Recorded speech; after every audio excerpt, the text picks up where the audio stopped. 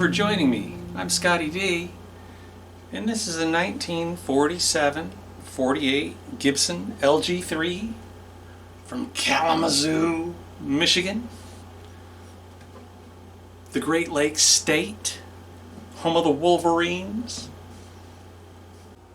This usually indicates that it's time for a neck reset. You know, when they've done those little string ramps behind the saddle and there's very little brake angle and the saddle's been shaved down all the way to the same height as the wood.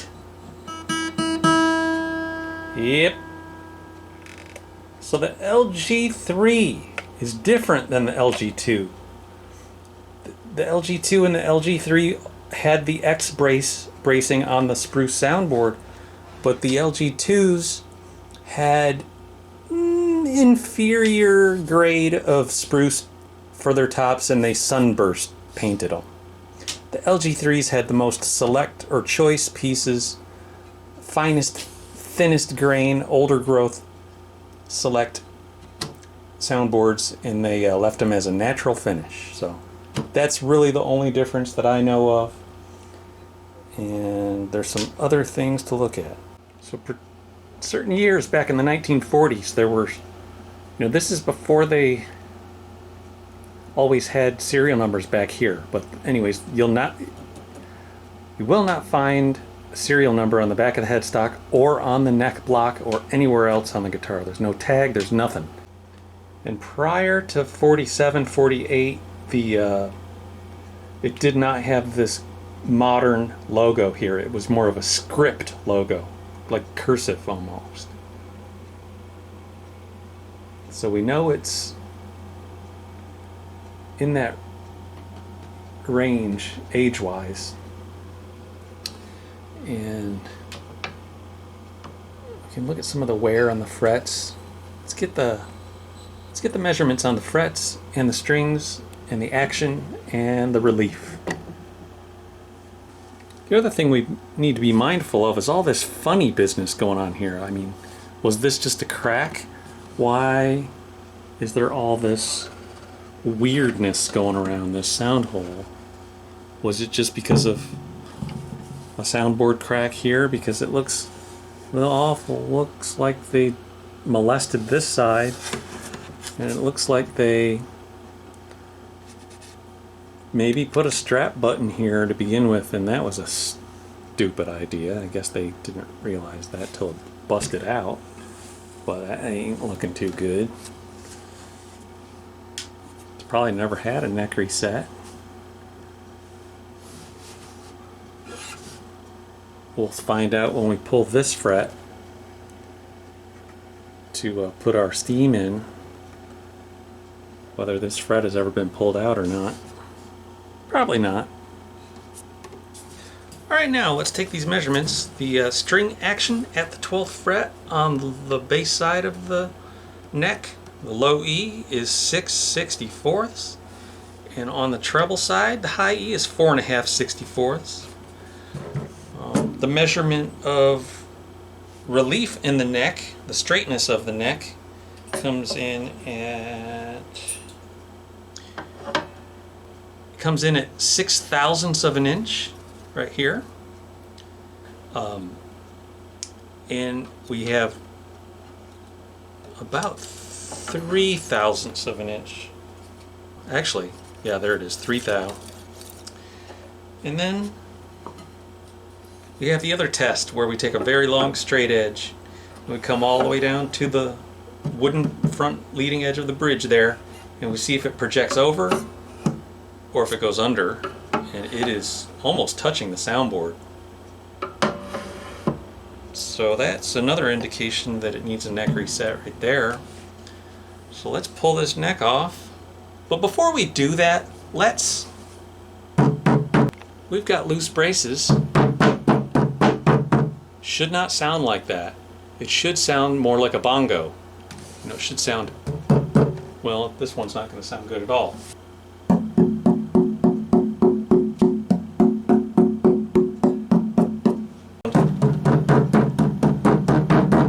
So we better glue all those up first and then retake our measurements and see where we're at. Here's a closer look for you of the straight edge projection out towards the bridge and where that meets the yeah, and then I can also see that this needs glue down. This might be one of the only times I use tight bond glue, right here, and on the nut I'll use tight bond, or on cheap guitars sometimes I'll use it on their bridges. But on these old hide glue guitars, I always use hide glue for the braces and the neck reset, or sometimes fish glue on the neck reset would be okay. But see that belly this one has? That's normal. These guitars were made with a 15-foot radius across here. It's got a nice, big, tall belly. And it goes back to front, side to side. 15-foot radius. Spherical radius. Alright, we're getting some back bracing done today. I've got 2 jacks inside the guitar. I've got my hide glue underneath the back brace and the 2 cam clamps on the outside. We'll come over here and look at the endoscope. Okay, so here's the endoscope. I've got a paper towel here with warm water, and I've dampened the towel. I'm going to clean up the hide glue squeeze out from in between the back and the brace. Probably need to grab another towel here, but that's kind of how I know how to what I'm doing. You know, once you stick your arm inside the guitar, you can't see where you're at. So I just hooked this endoscope up to my phone, and it's really nice. I can swivel it now so I can see down here, so I can clean up that. Now so I've got nice warm water. It's just below boiling. It's probably like 190 degrees Fahrenheit. And get that glue cleaned up just like that.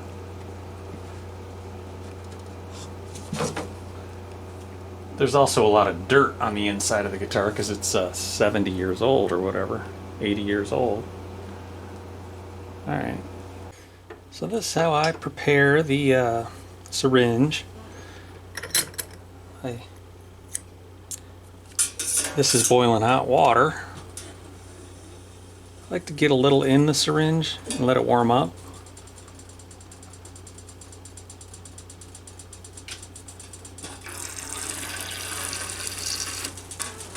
I already did a dry run with the clamps, so I know right where I'm going to put the clamps.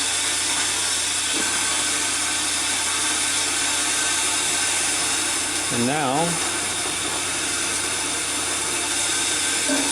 I get the glue in the syringe.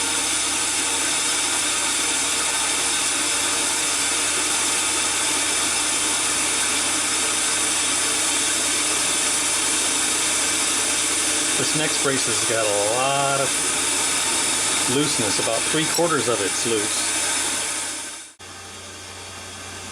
I'm going to start down here.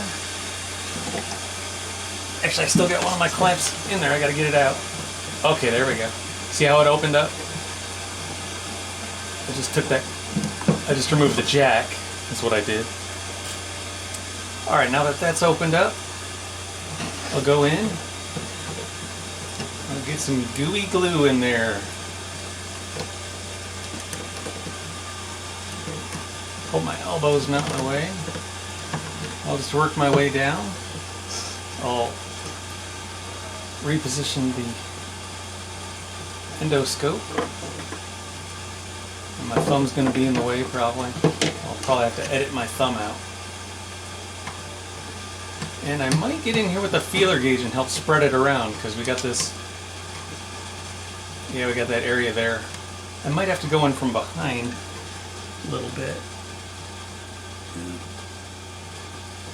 Yeah, I'm gonna have to kind of rub it around with the feeler gauge real quick here. Let's see.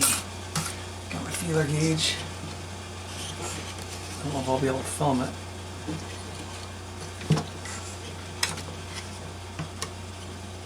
I just got a big blob of glue sitting there in front of the brace, but right now I'm just kind of squishing it around.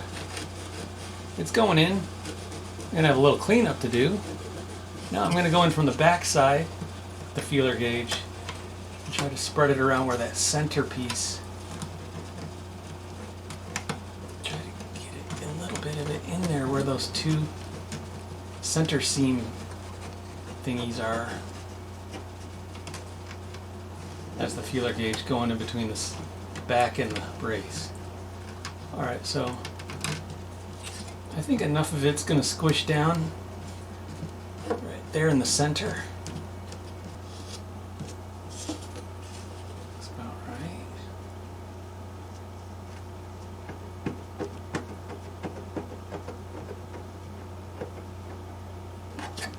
And then now I get those big clamps on the outside.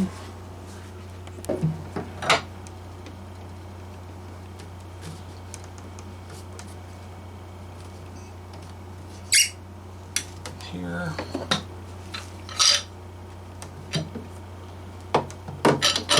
Here.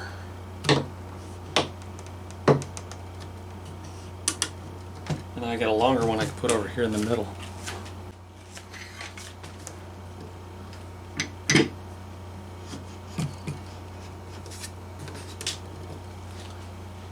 And I gotta get wiping. It's got like a lake of hide glue on the bottom there.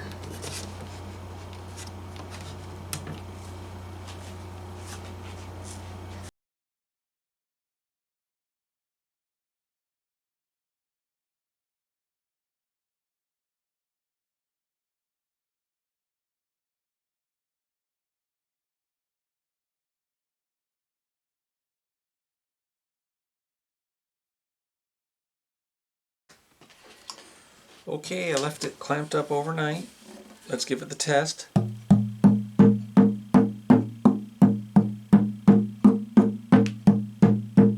we're going to string it back up and see if we made a change to the action. These pins, in my book, these are toast. I mean, whenever you've got a pin that's bent like that, you just throw it away, guys. Come on, you got to spend money to make money. Let's get some new pins. See? Brand new, spanking bridge pin. Look at something else I just noticed. Double ball ends. That's what you got to do when your bridge plate is toast. We're going to be fixing that. Not right this second. I just want to see how big of a change we made with the yellow. Look what else came in right over here. It's a 43 LG-2. Very similar to this here. 38 LG-3. Except like I was saying before, the LG-2 has a sunburst and the LG-3 has a natural spruce. So, I don't know. He said that's not the original pickguard, but it sure is a cool one.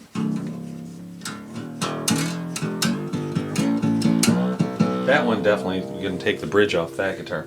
This bridge is fine. Now when I do the long straight edge across the frets to the bridge, same thing, it still touches the front edge. And I checked the string action at the 12th fret and it's still the same, no change.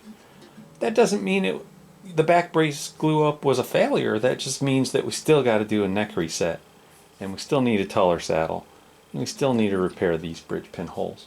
And I realized we actually need to add on a refret to this job. These frets are so low that there's just no way. It's going to turn out way better if we refret it. So a lot of work to do. What I'm doing now is dropping in Brazilian rosewood sawdust into the string ramp slots. Not going to need them anymore. Now that we're going to have a taller saddle. Over top of the dust I drop number 10 thin CA glue from Stu Mac. It's the thinnest of all. Actually, the Glue Boost Ultra Thin is supposedly really good for this type of thing now. It's a little softer and more flexible and easier to shape. Accelerator. file off the evidence.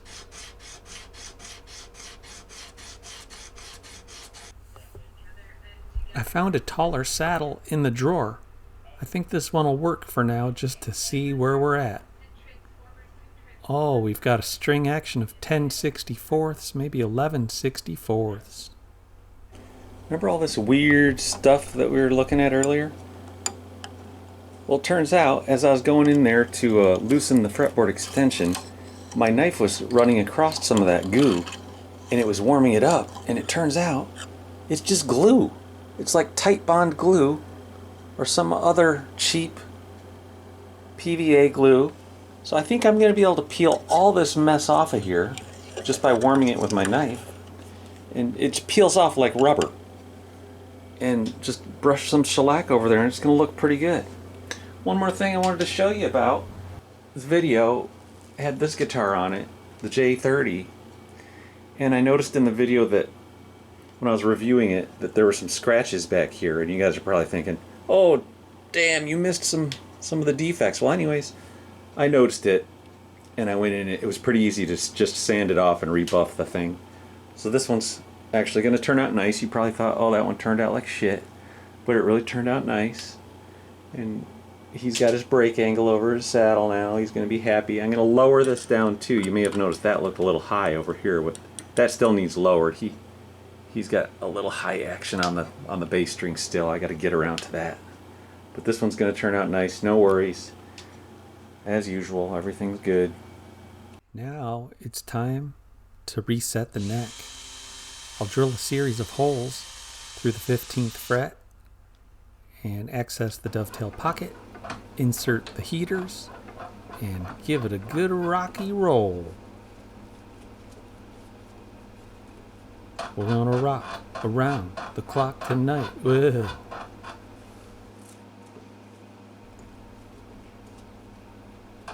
We gotta wiggle that guitar. We gotta rock.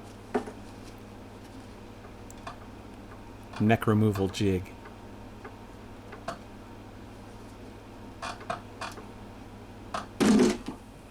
Little thumb screw there. Yowza! Nice and steamy. Now I'm gonna show you how I get off this crappy glue. It's like Elmer's glue. I've about had enough of this stuff. People putting Elmer's glue on their guitars. It's either Elmer's glue or liquid nails or some awful sticky rubbery junk, but it's not a good option if your finish is missing on your old guitar. I just wish you wouldn't use glue to fill it all in. I mean, there's definitely better options out there. You've got shellac, you've got lacquer, you've got polyurethane. Now it's time to change the neck angle. And my calculations told me that I need to remove 1/2 millimeter from the very end of the heel. So I'm going to make a nice mark that identifies exactly where 1/2 millimeter would be. I'm going to chip off a little bit of the finish at the mark. That way when I sand down to the mark, it's a little more obvious where I can stop sanding. And I like to pencil in a little 1/8" perimeter around the entire cheeks of the heel. And once I've penciled that in, I chisel out a little relief cut in the heel. That way I just can work down the area around the edge. It's definitely easier to shape the heel when you've removed the bulk of the material from inside.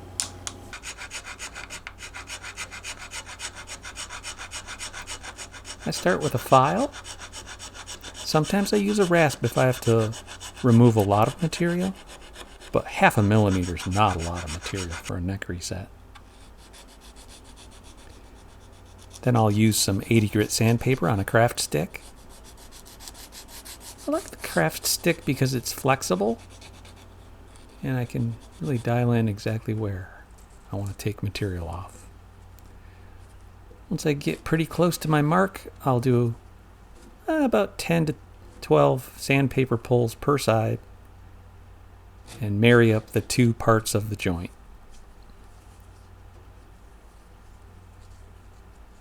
Notice how I'm pressing the guitar neck, the fretboard, up against that bench. It helps put pressure onto the sandpaper, a nice even pressure. Before I glue the neck back in, I like to make a relief cut on the dovetail to fretboard joint. It decreases the neck to body joint hump that always seems to occur at the 14th and 15th fret on a neck reset job. When I do this cut, it also minimizes the amount of material that I have to sand off the fretboard while I'm doing my refret. While the neck is off, I thought I'd summon the spirits of the grand old piano. This piano is 112 years old, and it's made of good, genuine mahogany, and I think they like each other. Yeah.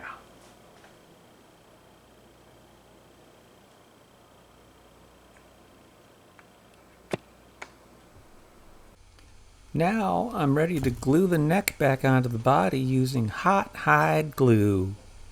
HHG for you and me. Yep, hot hide glue for me and you.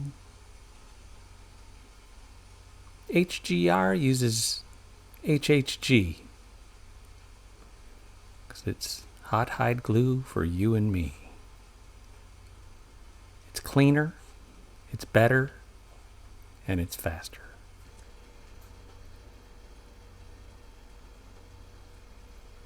It costs money because it saves money. You gotta spend that money.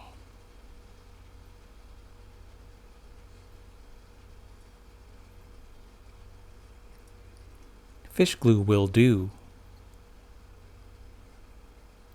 But if you've ever had to take the neck off after resetting it, cleaning up a fish glue up is stickiest mess you've ever tried to clean. Hide glue is just so clean. And the two parts, once you put them together, they're stuck together. They'll slide slightly, but they tack up quick. And it does not swell the wood. There's a little bit of squeeze out. I'm going to clean that up with some warm water and a small craft stick that I've shaped into a little bevel on the end. It's easy cleanup. Nice and clean.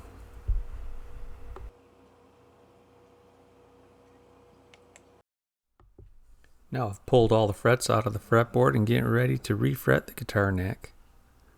I'll sand off the Brazilian rosewood board, get those humps out of it. Then I'll put the frets in and clamp it to a slight back bow.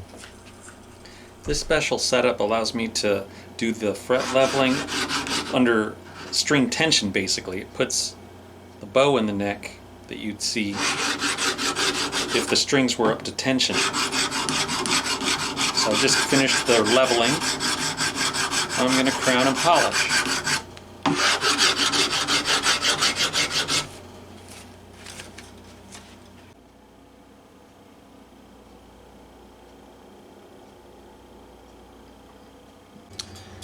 Okay, I just got my new strings on here, and I just finished off the new bone nut. It's one of the unbleached bone nuts, polished it all up. Got the saddle shaped. Let's take a look at that. Okay, I've got the unbleached bone saddle shaped but not polished yet. Notice how conservative I went on this one. You know, this one has quite a big belly and quite a low bridge. So I didn't want to have a giant tall saddle creating you know, a lot of tension and weirdness back here. I want to see if we can get this belly to come down with these lighter strings. I'm going with the 11 through 52s, phosphor bronze, and let's take a look up here. Alright, so maybe we can flash back to the beginning of the video where we had all that weird stuff that I ended up sanding off, and I filled it in with Glue Boost, and I'm going to be spraying some lacquer over that. I'm going to use some of that lacquer shot from Glue Boost. It's a new lacquer that checks after you spray it on, because we want this area to blend in with that area that's checked. So hopefully that works out.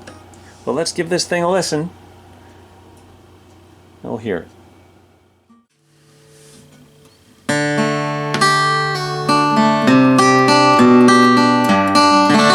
Thanks for hanging around today, guys. I appreciate you watching.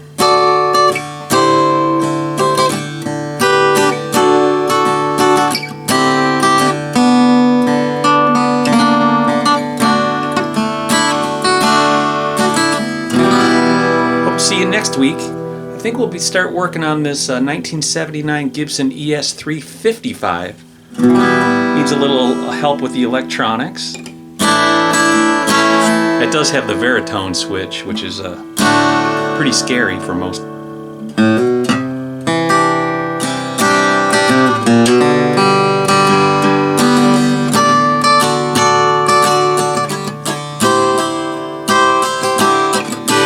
Catch you guys later.